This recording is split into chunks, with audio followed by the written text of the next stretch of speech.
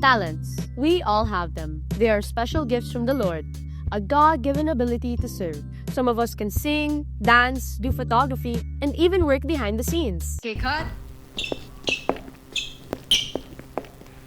But have you ever felt like you're not talented enough to serve well? One day we can be asked to serve in the music ministry and think, no way, I can't do that. I'm not that good anyway. If you can relate, I have some encouragement for you. I believe the best way to look at our talents is to remember they're not ours alone to begin with. My drop.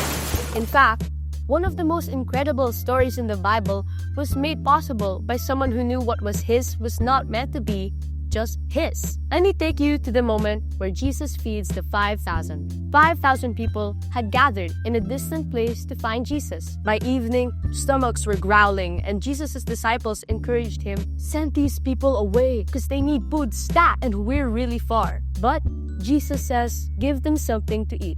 What?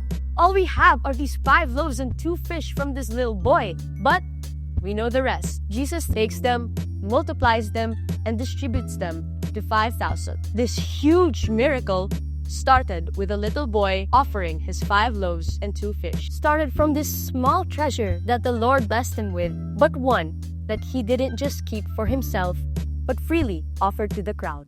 God invites you to do this because when you give back the gift He gives you, you get to witness the awesomeness of God's work through you.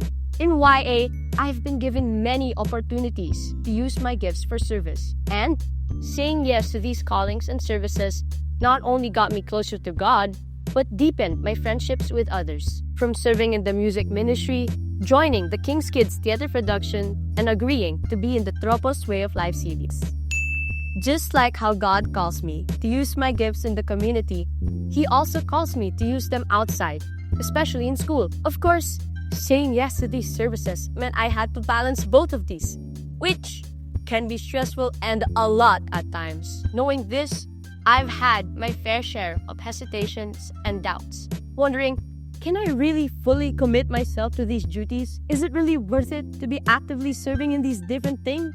But we have to remember that these are not our talents to hide and to stow away, but His talents that we should use. He gave us these gifts to encourage and to empower those who may not see His love and glory, to open their eyes and hearts and let Him in. That is why I continue to serve and why I love to serve with my gifts. Through Him, I am able to further improve and develop my talents and continue to glorify God by giving back the gifts He gave me tenfold.